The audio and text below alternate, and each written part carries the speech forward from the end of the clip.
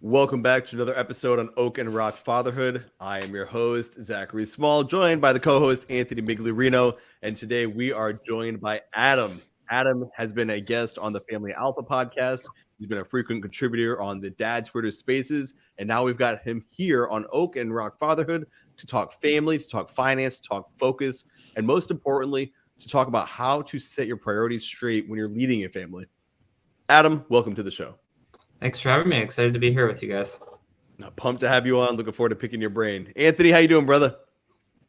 Yo, I'm doing good, man. How's my Wi-Fi? Is it popping? No, it's horrible. No, and he's gone. All right, so we're going to keep rolling. Anthony's out. He's going to jump back in. He probably didn't mean to drop.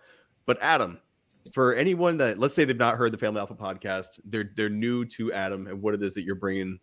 What did I not cover? What did I miss?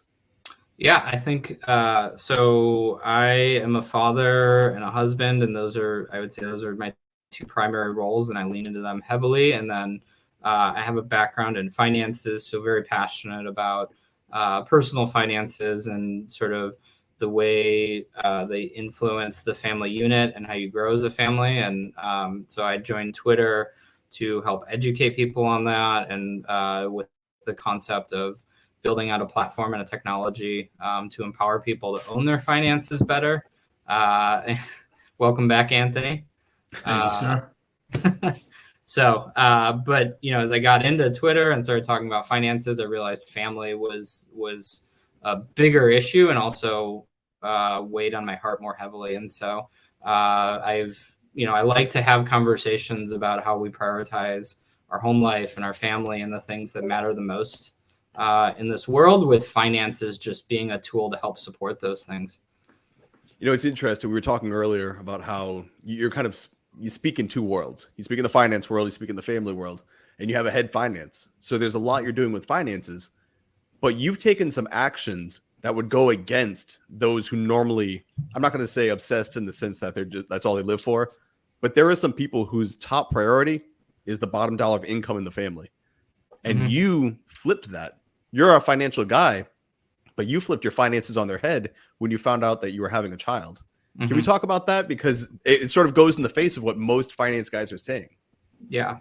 For sure. I think there's a lot of messages and narratives the world delivers you around finances and success. And they're really good at throwing flashy things in your face and saying, if you're successful and if you want to be validated and you want to feel fulfilled, you should have all of these things. And I think there's people index to that a lot, especially because, since the 40s and 50s, advertising has played a critical role in how people's brain functions in terms of what drives them. And I think you've slowly seen the erosion of family values and prioritizing the family over other things in life. And a lot of the things that the world tells you to buy involve money. And so people index a lot to money. And so I just realized having a daughter literally within the first week just changed everything. My wife and I immediately said,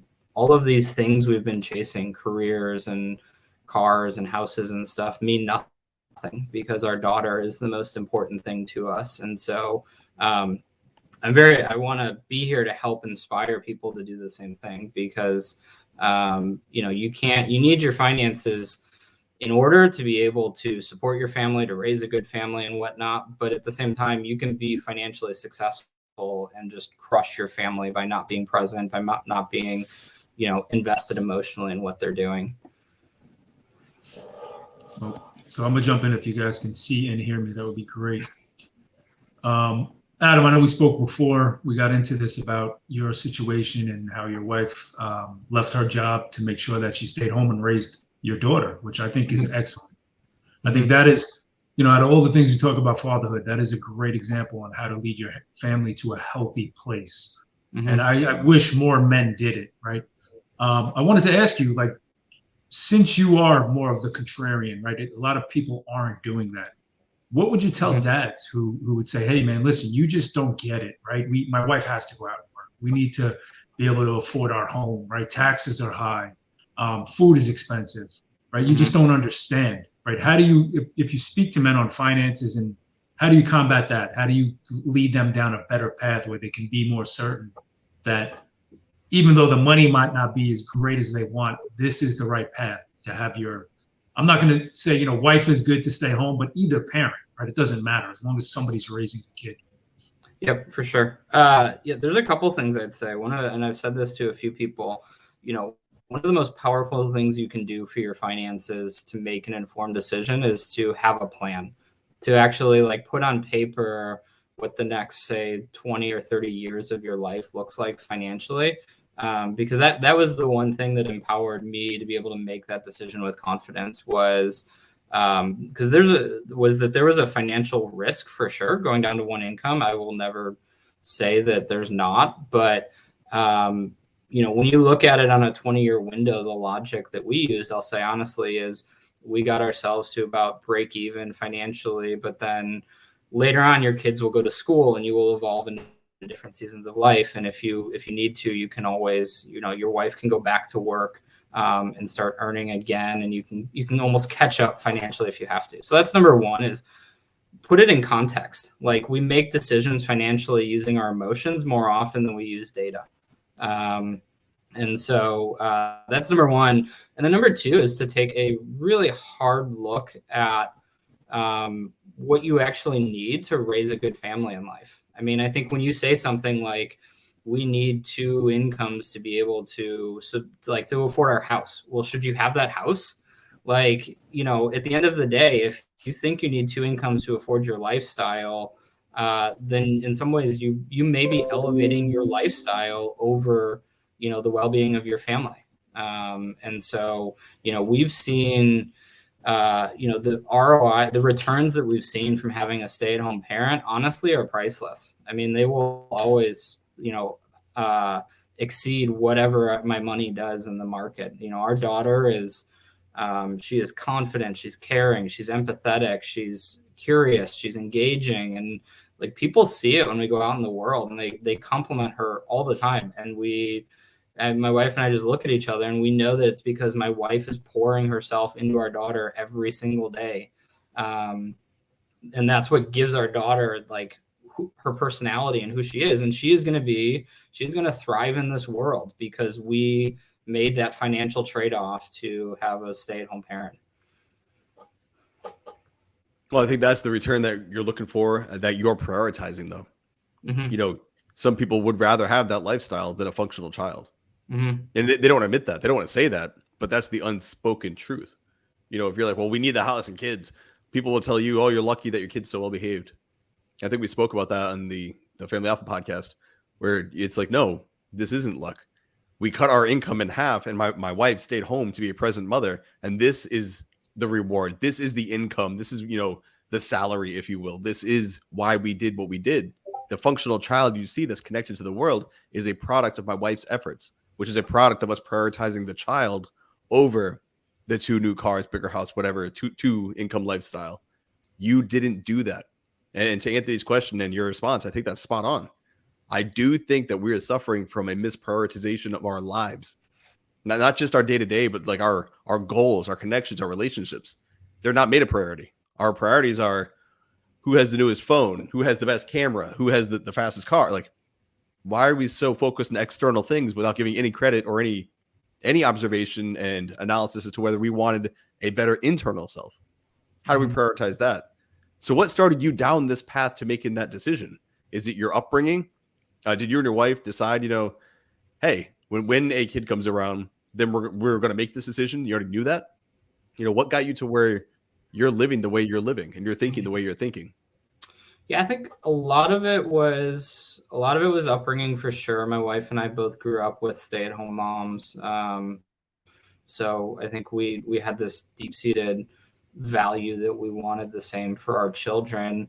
I think I live in the Bay Area, where it's almost the epitome of sort of success and money and, chasing careers and everything, because everybody wants to be either in or part of the next hot startup and, go buy the mansion in Atherton and all this other stuff. And So my wife and I spent, a decade or so in that rat race, and, looking back on kind of where we were when we had our daughter, it just, in some ways it felt kind of empty.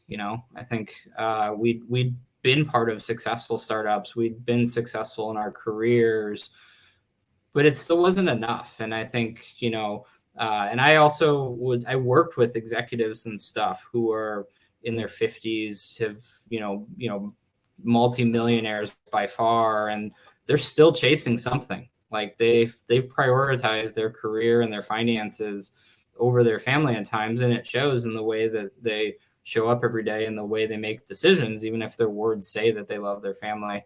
And I just didn't want to be that. I didn't want to be a shell of a person chasing, some external validation from the world that says this thing is going to make me happy. I wanted to be, I wanted to be a father that could just walk out with my head held high every day and say, my family is the best that they can possibly be. Because empowering my family to be the best that they can be is going to enable all of us to go make the communities the best our community can be, which is going to then build society into what society can be. And it's going to do it so much more than, flashy cars and nice vacations and everything. Am I clear? Am I good to talk? No. All right. No, Adam, I wanted to ask you another question about, what we see a lot in society, right? You have, let's say, men like us who are willing to do the work, right? They're financially trying to get themselves straight, their physicality, they're trying to strengthen their body, eat healthy, stay positive, have a good mindset. This is completely out of the norm, what we see. Like most men want comfort now, right? They want to sit on the couch, they want to drink beer, watch football. They're unmotivated. And it's sometimes hard to be on the opposite side of that. And because you're the minority. And what I saw with my wife, right, same thing. She stayed home, she raised our kids. And, I thank God that she did, because it was such a huge factor in them becoming healthy and high functioning adults.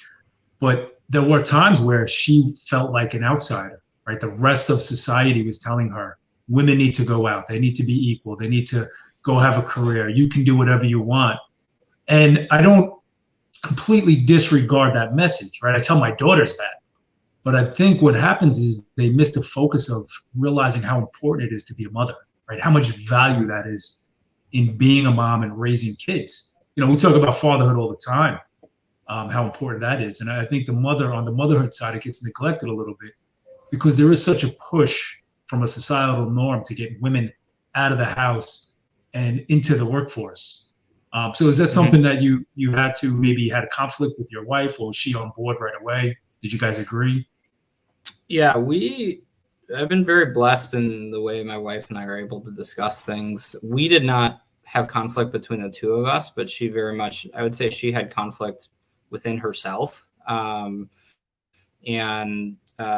think especially with things like LinkedIn and people getting on LinkedIn the way that we used to get on Facebook 10 or 15 years ago now, where you create a LinkedIn profile so early on, you're getting hit over the head from, 18 that like being in the workforce is where you should derive your identity. And I think she struggled with that a lot. I mean, I would encourage anyone who's thinking about doing it to really think about the long-term returns of it all and think about things holistically. Don't think about the short term, because she very much struggled, and it was a grind, like any new habit, like any new sort of season of life you're going into. It took time. We would go on long walks and just have conversations about what she was wrestling with. And,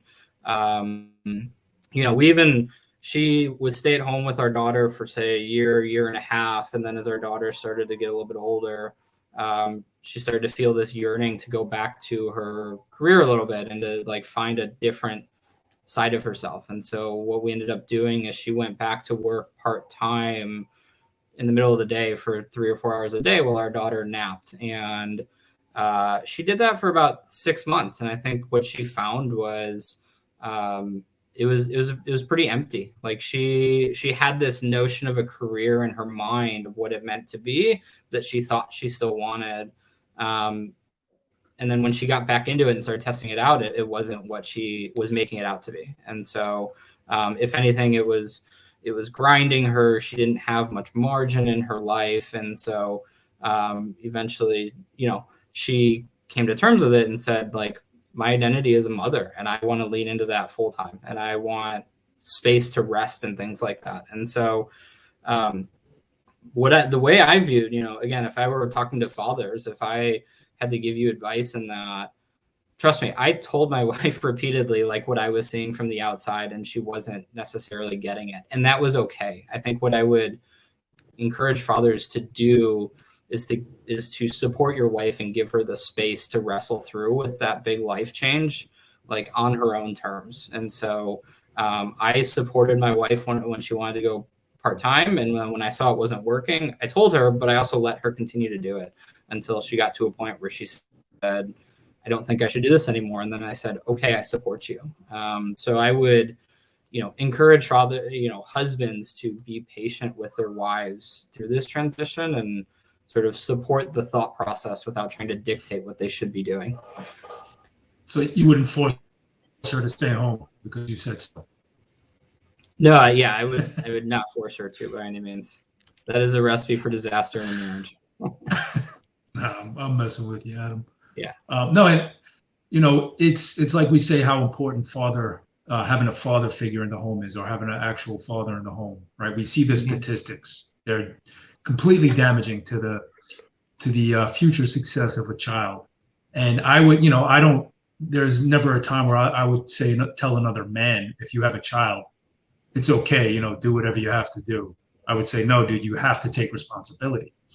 Mm-hmm. And when I was saying about with the mom and how important it is to have a loving mother and make her really value her presence as a mother, right? This isn't just my opinion. These are things that I've read studies on where they say, because this is something it's just evolving now. It's happening more and more, right? Where women, they have a kid and they take 3 weeks and then they go work. So what they're doing is they're examining these children's behaviors. They're taking brain scans, and they're seeing that kids who within 3 weeks go to daycare, they have the same behaviors and same patterns show up on brain scans as kids whose parents actually die. If you think about how traumatic that is, right? Sending your kid in the company of somebody else when they're first born or when they're young, and breaking that healthy attachment with their parent. So that's why I wanted to bring it up. I think it's something that, as we keep building this strong message of peaceful fathers, strong fathers, we need to also let women know how important it is that they take a huge role in help raising these kids and building these strong families. Obviously it can't be done without them. Yeah, I think, I think that there's 2 things that I'll say, one of which I wrestle with regularly, that I can't totally get over with, which is, I'm supportive of women that want to pursue a career and want to work, to the extent that it, as we were talking about here, doesn't interfere with the number one priority of having a good home and raising a family. And so, there is this. It's unfortunate that I wrestle with, and I don't think people will ever really grasp this on Twitter per se, because everything's so short and sort of summarized and generic. Is there's also a dynamic in our home where I'm 2 years older than my wife. I've been in my career longer, and so naturally I make a little bit more. And so for our season in our life, it made sense for me to be at the stay at home, or for me to be out in the workforce while she stayed at home, because that was what was best for our family. But I do know plenty of parents out there that reversed it. I know people here in the Bay Area where the wife was making more, and so she's the one who's going out and working full time, and the husband stay at home. And I would be perfectly fine with that. I want people to know that there doesn't have to be gender dynamics associated with it. That's not what we're perpetuating. At the end of the day, the decision comes down to the well-being of your family, not like traditional gender roles per se. I'm sure you guys can probably hear me. Was it Adam's dogs? Dude, Yeah, I thought that was Anthony, and I was laughing at him. I was like, "Oh, Anthony, we finally got you cruising, the audio working, and here come the dogs." Adam, that's on you. No, that was my dog. That's funny. Yeah, so that's number one is like, it's all about what's best for your family. It's not like we're not trying to dictate a prescription of like, this is the way it has to be. Now, that said, there obviously are a lot of like nurturing factors that go well in a mother at home. The other thing I was going to say is we're sitting here talking. I'm going to close my door real fast. He's getting robbed. As we speak, he's like, hold on, take what you want. We got a podcast. Yeah.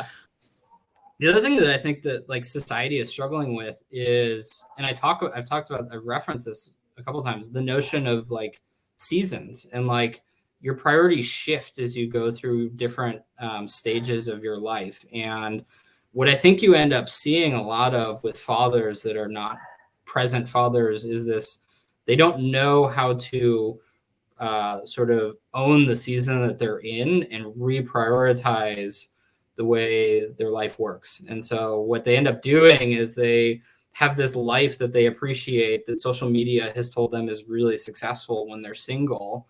And then as they get married and then they have children, they take these new developments in their life and just sort of box them into compartments of their existing life. And so that's where I think children suffer the most, is when men and women and marriages are like reaching back to this old version of their self that they want to hang on to without acknowledging that, hey, now that children are in my life, like it's time that I reprioritize everything. Like those things that I enjoyed doing, like going out drinking on the weekends, that's not me anymore. Like my children are number one, and that thing that I enjoyed doing does not support my children, so I'm not going to do it anymore. And I don't think sometimes people aren't brave enough to actually like take that new perspective on life and cut things out to fit their new priorities.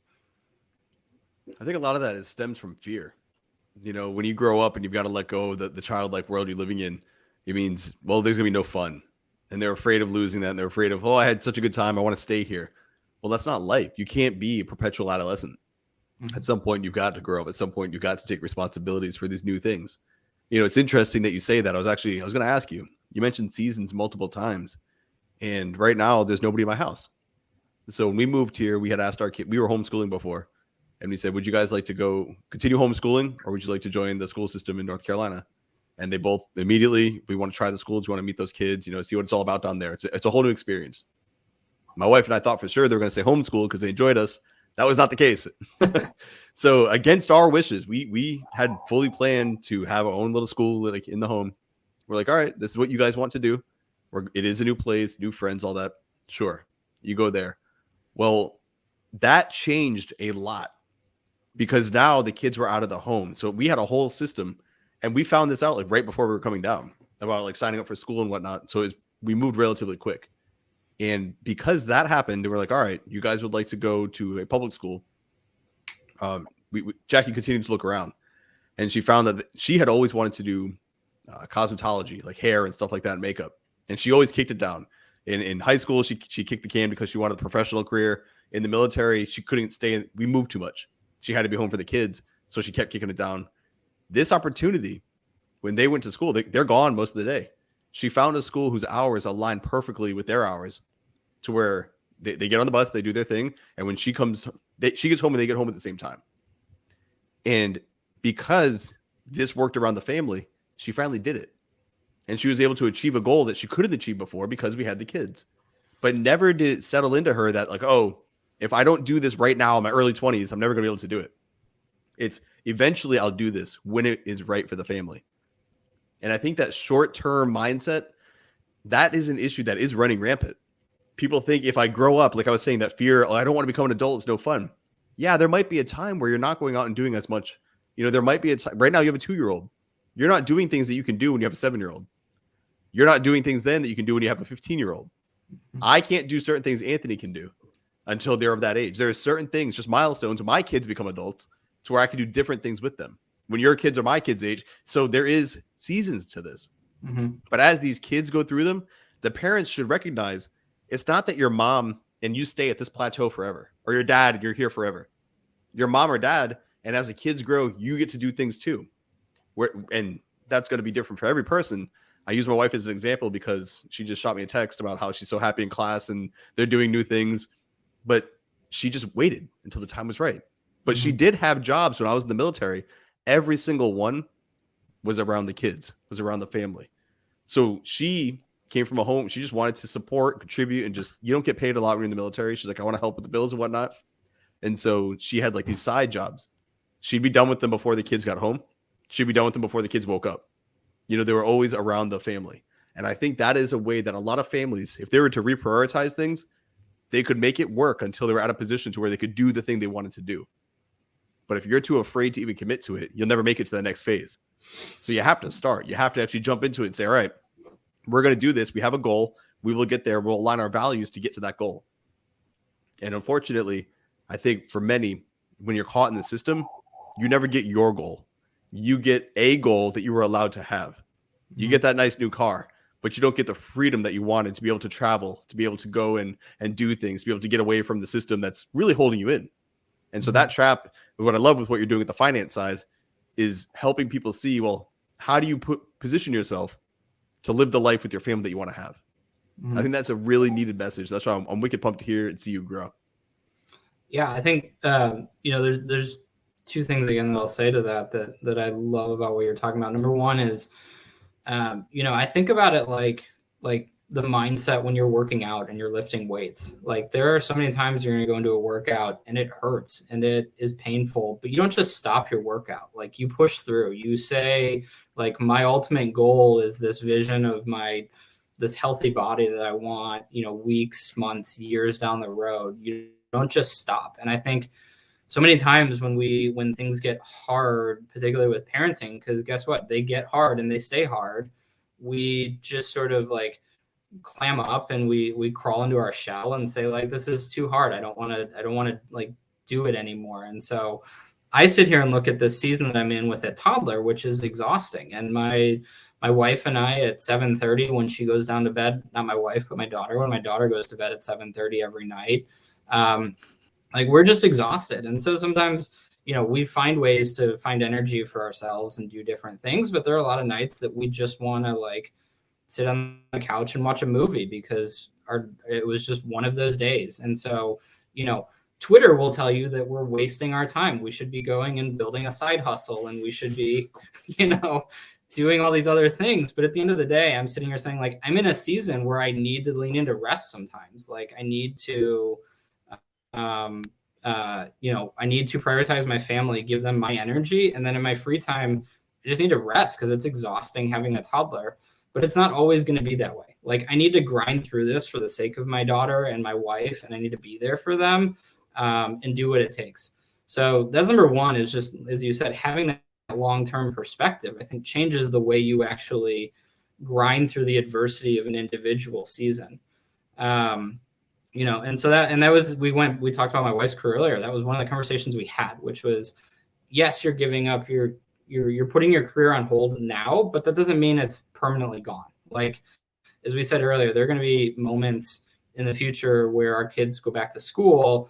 And what I love about it for my wife and the vision that I've given her is, yeah, you can go back and tackle that career that you love right now if you want to, or you can go do something completely different. Maybe like you have that freedom to kind of lean into how your identity has evolved to go do what you think is right for you and what is right for the family. And like, that's a beautiful place to be as an individual. It's also a scary place. Like we all like structure and just being told what to do, but it's a beautiful place to be, to, go out and just pursue whatever, best fits your personality instead of what the world is telling you should be doing.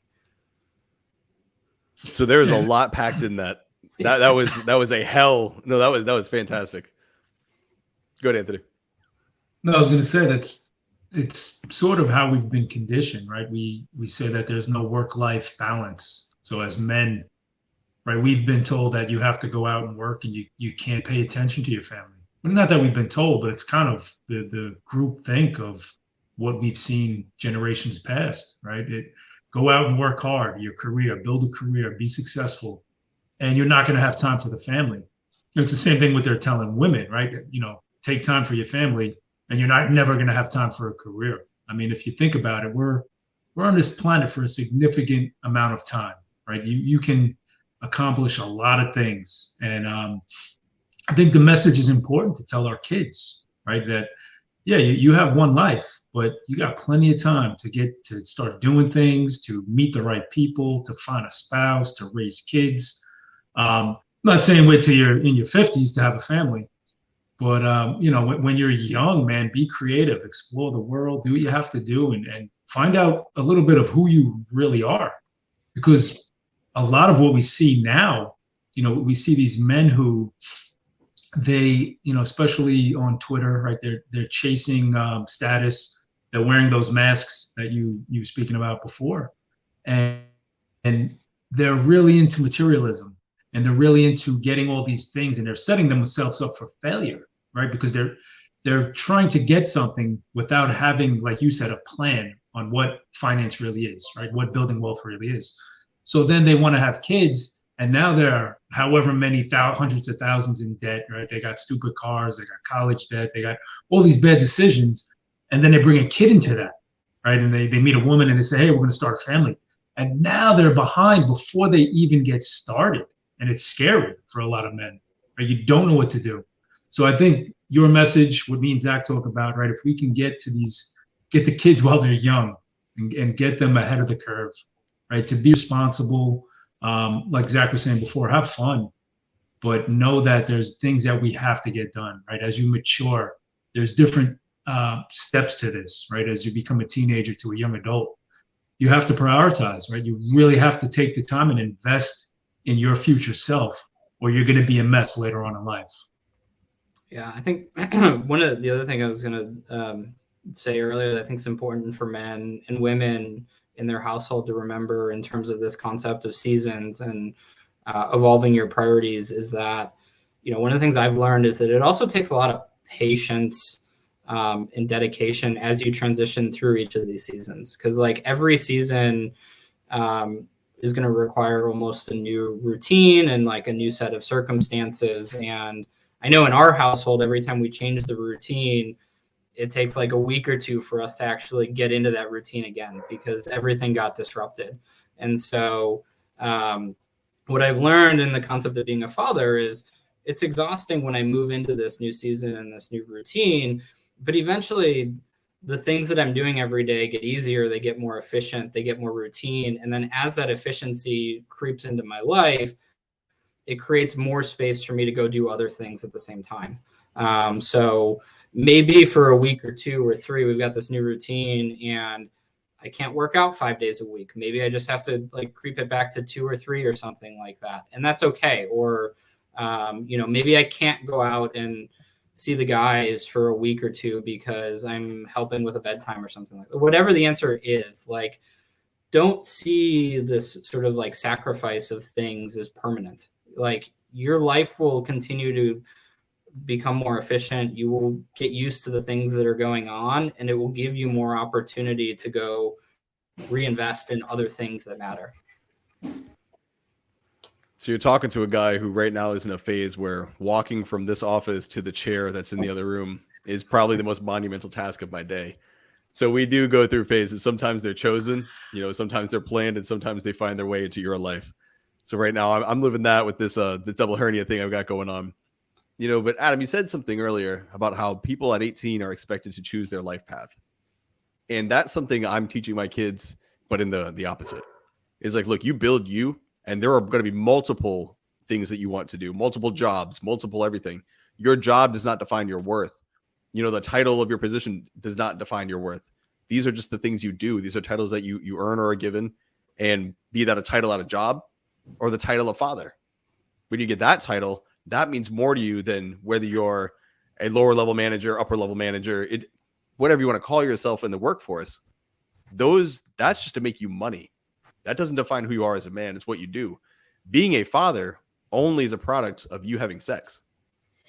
Being a good father, being a good man, that's what you do with that opportunity you're given. The life is in the world. You had sex, great. You had a baby, awesome. But now what do you do? It's not good enough just to create that life. You've got to lead it. You've got to invest in it. And so the way I see it, I invest in any job I've ever had. I put my best into it. If that whole, I don't remember whose quote it is, but if you're going to sweep floors, be the best damn floor sweeper. That was me. If I'm going to wax a car, it's going to be the best damn car wax. If I have to roll up the hose at Anthony's auto body shop, I'm going to roll that hose like a champ, because everything I do. But that doesn't stop when it goes into the home. And that's why I see a lot of men, they prioritize their job higher than their home, because at 18, that is what they say. I am this. I'm a mechanic. I'm a whatever. And that's who I am. I've got to be great at that. But when they go home, they don't give father the same due diligence or level of respect. And so how have you, or I guess, are you seeing the same thing in the financial sector or with your peers? Do you have other dads around you who are really, really good at their job and they're not maybe they're trying to find a way to take that into the home? And if maybe you don't want to call anybody out through Twitter and these, because I guess I've kind of put you on the spot there. We could say on a broad spectrum, are you seeing people doing that? And if so, what advice are you giving them to kind of help them relook at how they're treating their family and kind of being a little more intentional with that? Yeah, I think I agree with you. There's a lot of people are having children, I think, because they feel like that's what society says you should do. And so a lot of us are allowing mainstream narratives to dictate who we are as individuals and who we are as a family without defining that for ourselves. I mean, I think I wrote it in response to somebody's Twitter, like somebody's tweet the other day. I wrote that, I think maybe it was Reeves's tweet about OnlyFans or something. And it was like, OnlyFans is teaching women that that their validation comes externally from their body. It's not teaching them that their validation should come internally from their soul. And so with the internet and everything and all this like prevalence of information, we're learning more and more, and we're becoming conditioned to seek our validation externally. And I think that is leading a lot of people to prioritize things that are more tangible, whether it's a paycheck and a bonus, or whether it's a promotion, or whether it's all those dopamine hits of buying a new car, or having people say, wow, you have such a beautiful house. Like those are the things that people are chasing instead. And they're not treating parenthood like a job, like you said, in terms of like something they own. They're not treating it as a part of their identity. They're just treating it as something that society told them to do. And so I don't necessarily speak directly into people's lives and say, you should be doing this as a father. What I'm trying to do in my community is to lead by example. And as I connect with these men in my community that are asking these questions for themselves around, well, I've been working really hard in my career and I've been doing well, but it feels empty. Like, what should I be doing instead? That's where I step in and say, well, hey, like, you ever thought about spending more time with your family? Have you ever thought about taking the foot off the gas, like in your career, and actually spending more time with your wife and child? And so I don't necessarily have this mindset that I have to influence thousands and thousands of people all at once. I, at the moment, have this mindset that it's just one home at a time. And so, like, for example, I have a good friend that I golf with, and I've been encouraging him to do things like take a vacation with his wife and to spend more time with his daughter or his son. And he's doing that, and he's loving it. And so my next step is actually similar to what we do on Tuesdays with Dad Twitter. Is I'm going to reach out to 4 or 5 dads that I know in my community and say, hey, every Wednesday night, 7:30, bring your favorite drink to my driveway, and we're just going to sit and we're going to talk dad stuff. And like, awesome. It's going to start with those 4 or 5, and I'm just going to like talk about what it means to be a dad, and we're just going to be a support system for each other. And then I know that other people are going to hear about it, and they're going to come join us. And so what I'm trying to do on Twitter and off Twitter is to just are you in Cali, Adam? Huh? Are you in Cali? Yes, I'm in California. Okay, I will not be joining you. Okay, you are welcome to if you ever want to. Bay Area, bro, the Bay Area. Yeah. But yeah, that's what I'm doing on Twitter and off Twitter. Is I'm just trying to lead by example and say, like, I have found so much fulfillment and true happiness in my life by investing in things that don't have a financial return to them, you can do the same. There's nothing stopping you. 100%.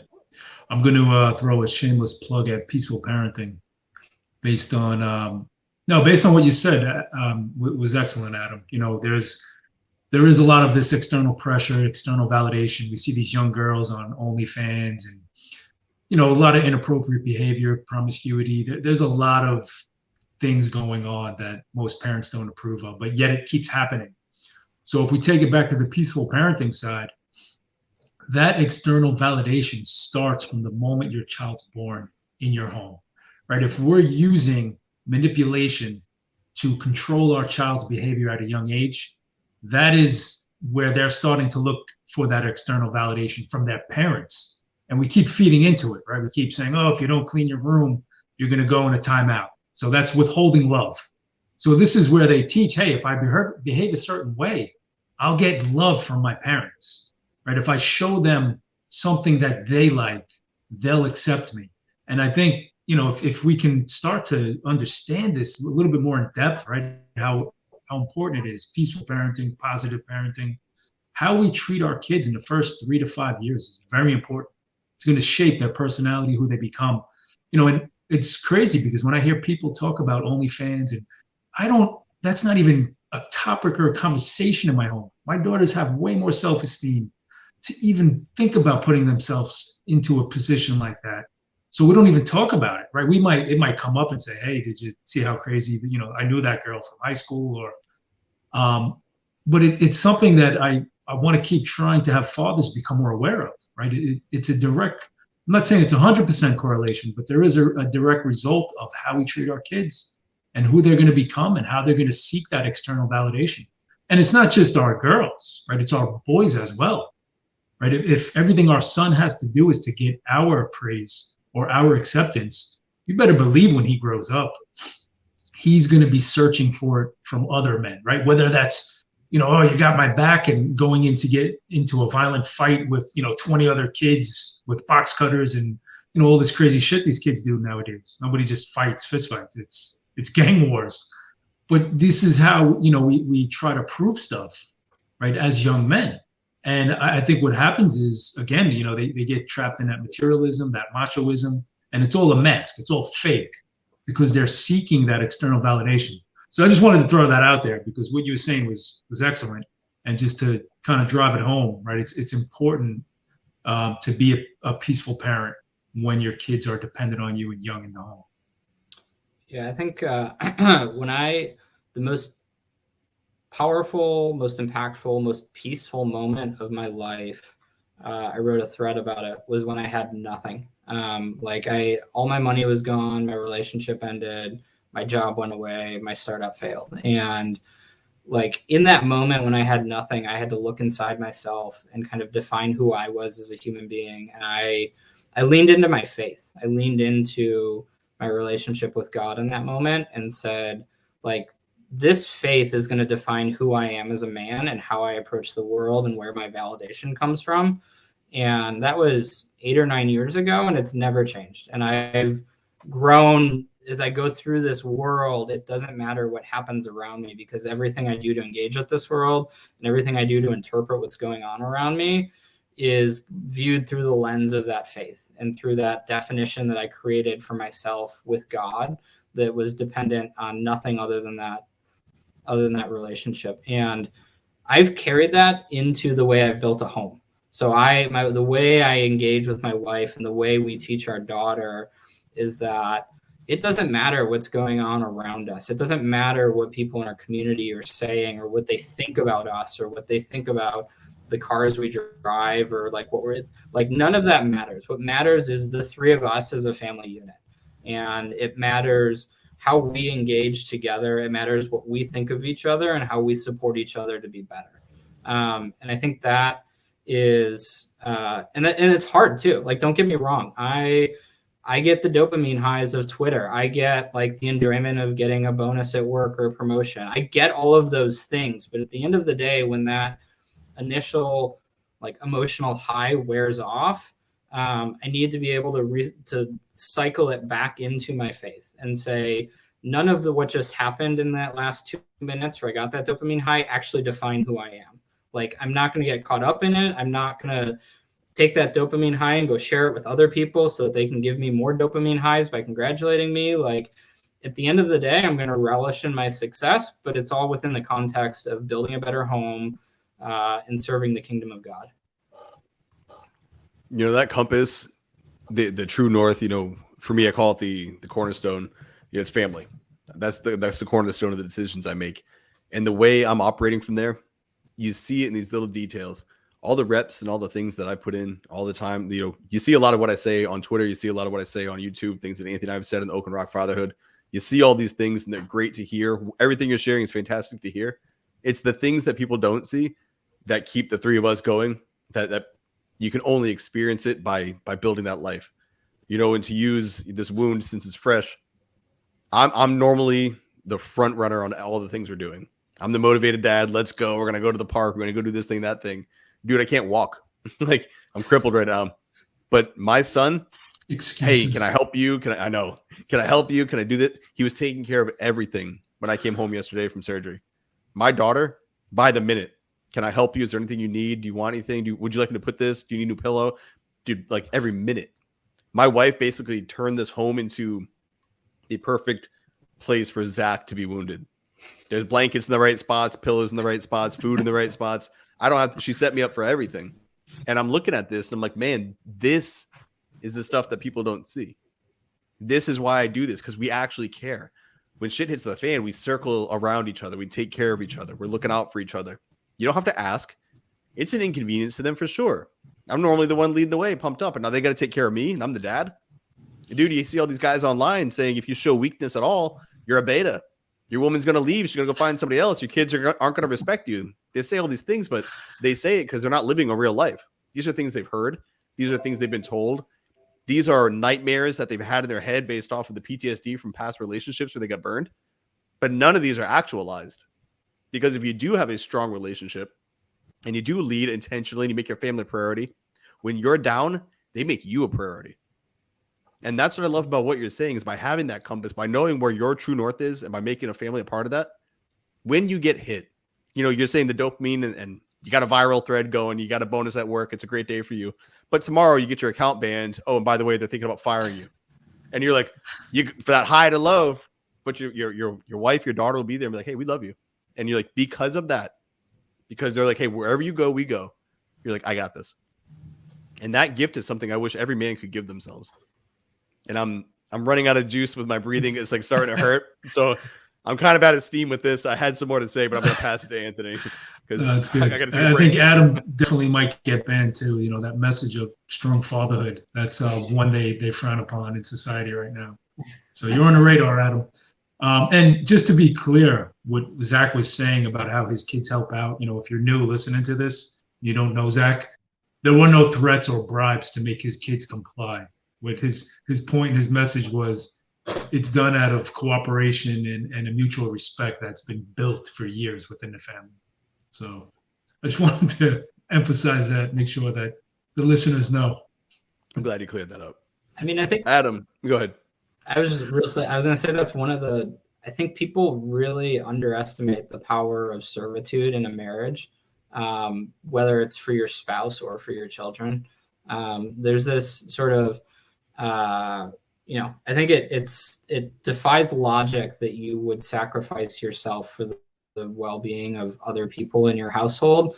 But when everyone else in the household sees you do it, they will do the same thing. And so instead of having to fight to lift yourself up and being selfish, you are lifting your wife and your children up, but they are lifting you up at the same time. And that's when a household thrives, is when everybody is doing that. And, you know, to your point, Anthony and Zac, I mean, your children aren't going to do it because you tell them to. They're going to do it because they felt you doing it and they want to do the same for other people. And so that's what it means to lead by example. But I think there is a counterintuitive element of serving other people that when you, again, as we talked about earlier, when you hang on to sort of that individual lifestyle, that selfish nature of I am first, you don't do it and your family will suffer for it.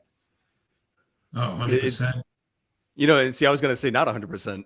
I was gonna say No, I know exactly what you're gonna say. So go ahead. okay. So in this context, because of this group of three men, the words you chose were accurate because we understand where you're coming from. Mhm. The problem is on the mass scale, if some normal person just comes in and hears that, they think of I've got to be more of a plow horse.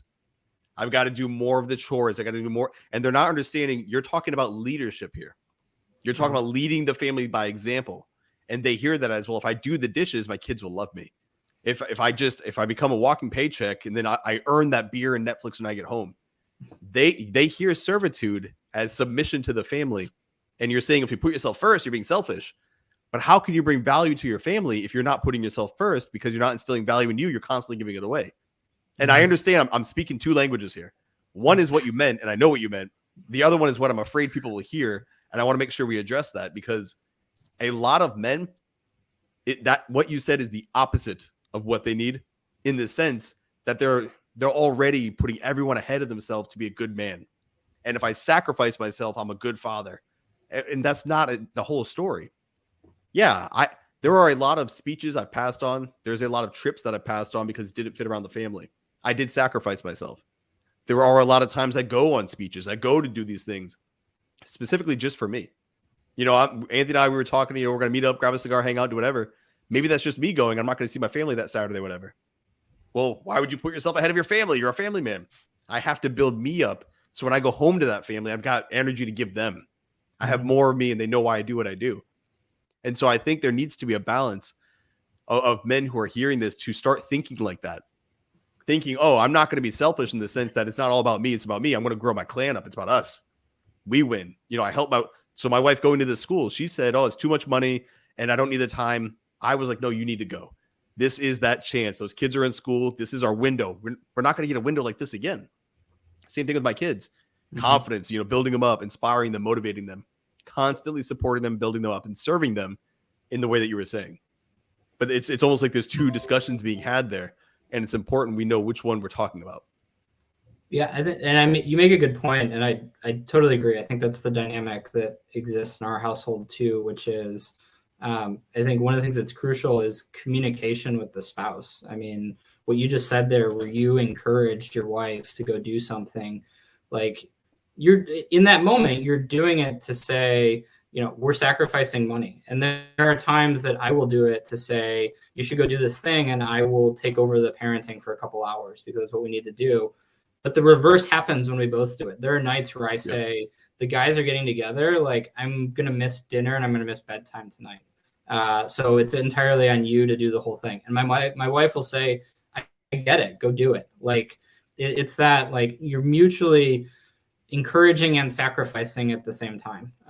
So there is a selfish sacrifice balance that definitely has to be met. And it's at its optimal point when spouses are communicating about it together and they're both doing it for each other. You know, something that stands out is people always say that men are expendable, yet every family man would be the one who goes to that door if there's a bump in the night. You know, and I wrote a piece one time, it was called The Beautiful Suicide. And everybody's talking about how men are expendable, men die, you know, nobody cares, blah, blah. And I brought up several examples of men who gave their lives for a greater calling. There were some men who, I think it was a firefighter, there's a sailor, there's a few other guys. There's a dude in that Vegas shooting who covered a woman up, didn't even know her, just covered her up. There's a boyfriend who covered his girlfriend up too. They both died. And I called it a beautiful suicide. And people are like, oh, you're just another person saying men don't matter. It's in our nature to protect our loved ones. It's in our nature to protect those who are the women and the children, the elderly, the sick. We are built to fight and to go and combat and have conflict. We just know the right thing to do is to take care of those who don't have what we have, which is the strength to face evil. And, you know, I'm not saying, you know, my wife can shoot. If I'm rolling somewhere, she might be right over me to shoot. I'm not saying she's incapable, but my fists were built to slam things. My heart, you know, my just the density of my muscles and skeletal system are built for combat. And so I answer that door when it goes at night. And that is something that when you sacrifice for the family and you got them on your back and you're going forward, we're built for that. That's what we do. And so I hate when they try to bastardize it and say, oh, well, nobody cares about men. Men do. plenty of people care about men. But if you're only going to watch the most negative stories or follow the most negative accounts, you're only going to see negativity. You're not going to see the other side of that coin. Similar to what we were saying about not being selfish, yet investing in yourself. And so there has to be more balance to this discussion. I'm glad you brought it up, because I think the way it played out, I do see more accounts coming at it from that other angle, saying, no, men do matter. Families do matter. These things that they're saying, oh, don't worry about it. You're just a mom or just a dad. No, that should be top priority. You should be better at that than running your business, better at running your family than, running whatever. So with accounts like yours coming up, the other dad Twitter guys, a lot of people who are starting to speak to this, I love to see it because like what just happened right now, the way you say something can be the one thing that starts a fire for a whole separate discussion to happen, like what's happening right now. Whereas with Anthony and I talking, maybe that wouldn't have happened because we're saying things already the same way. So the more dads we get into this, the more discussions we have like this, I think the more resources are going to be available to men who are going to take it and run with it. Mm-hmm. Yeah, that's why we have guests on, Adam, because we get tired of talking. Literally have surgery every other week, so we're usually. He couldn't do a push up. I can't walk. We're just cripples. No, I want to add one thing to that. I think it was great topic. Obviously, I'm a little insecure about my Wi-Fi, but I'll move on. What we were talking about before, the external validation, and what you guys brought up, what Adam brought up, Zac brought up. As men, I always say the king eats first, and that means that we have to take care of ourselves. If we're not taking care of ourselves, we can't take care of our family. We can't be a good leader. And I agree 100%. Leadership is cooperation. It's not forcing your family to do what is best or what is right. It's showing, telling, and guiding them to figure it out on their own. That's what leaders do. And as men, I think with this external validation, right? When we say we have to, what you were saying before, Adam, is we say we have to sacrifice for our family. A lot of men are doing that out of external validation, right? If I just buy my kid this, they're going to love me. If I just do the dishes for my wife, she's going to have sex with me. She's going to accept me. And they completely miss the point, right? Sacrificing for your family is when you are strong, capable, and leading them, you have the ability to give everything to them where it's not going to drain you. It's not going to destroy you. And there's no ulterior motive behind it, right? You don't need anything from them. You're completely giving. You're not saying, hey, if I spend time with my kids this weekend, right, they have to go and cut the grass. They have to clean their room. So it definitely, it's a good topic. And I think maybe in a future episode, we need to expand on it.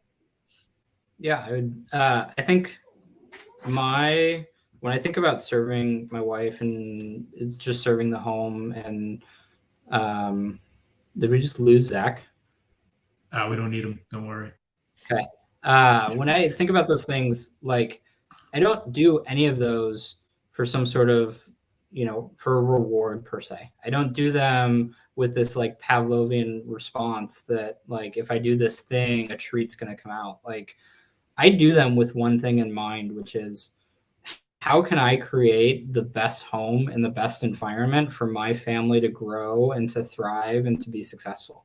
And so my thought process when I do the dishes is not my wife is going to love me or anything like that. My thought process is dishes are dirty. They have to get done. Like it's going to create a clean home that we all appreciate being a part of. Either I can do them for 5 or 10 minutes and get them done, or my wife is going to have to do them. And guess what? She's also taking care of our daughter and putting her to bed. And I know she's had a really long day and she's exhausted. So in some ways, I'm in a better position to take on that burden. And I'm going to do that because it's for the betterment of my home, not because I'm going to get some reward at the end of it. So I think we talk about priorities. I mean, that's the way we started this whole conversation. And so when your home and your family are your top priority and you make decisions in service to that priority, that's when servitude is at its most powerful. Yeah, it's almost like a common good, right? You have a mission as a family. And the mission is not who does what, but it's how we're going to get it done, right? How are we going to solve problems? How are tasks going to get complete? And the best way you're going to do that, right, is through cooperation, by teamwork. I Yep. mean, look at the world we live in now. Everybody fights and bickers about everything because they've all come from dysfunctional homes where they don't know what teamwork is. I mean, that's at least that's how I see it. No, So it's you have accurate, these unfortunately. super. I'm not even going to expand on it. That's a different subject.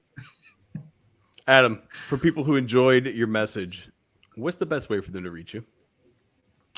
You can follow me at Ahead Finance. My DMs are always open. I have people that message me about fatherhood in the DMs frequently, and I love those conversations. I think one of the things I like to say is that I live in the nuance of the world. I'm not gonna take a particular message and just only stick there. I like to learn about individuals and where they're at and what their life is about and have those like deep conversations, because we really thrive when we're living in depth, not when we're staying in the shallow end. No, I agree, man. And honestly, it was a great time talking to you, talking to your dogs, talking to everybody. Anthony, you as well. Adam, before we split, do you have any good words on men looking to prioritize their families you want to leave them with as we end this call and they want something to chew on about making family a higher priority than it's been? Yeah, I would just say making your family the top priority will be the most rewarding, most fulfilling choice you ever make in your life. You may not see it on day 1. You may not see it on day 10. You may not see it on day 100, but it will come. It will fulfill you more than anything else you find on the internet, anything else you find with your money. No, I love it, man. I completely endorse it. Thank you for coming on. I think everybody understands why we had you on for this. Great discussion. A lot of follow-on discussions will be had based off of this, because now a lot of the gears are turning off what we spoke about. But one of the things that I want people to understand is if you hear what we're saying and you're jiving with what we're saying, well, it's time to apply what we're saying. It's not good enough just to listen to the podcast and then go on to the next thing and get some more motivation. Do something with what you just learned. Do something with the knowledge that you just had. Go apply it. See what happens. Come back. Hey guys, I tried what you said and this happened. What do you think? Or that happened and it was unexpected. What do I do? And then reach out. That's what we're all about. That's why we all have our access, open to the public. So there are links below if you want to reach out to Adam. Obviously, for Anthony and myself, links are always below. You can reach out or you can drop a comment. But if you've liked the episode, make sure you like, share, subscribe, and do all that jazz. This has been another episode on Oak and Rock Fatherhood.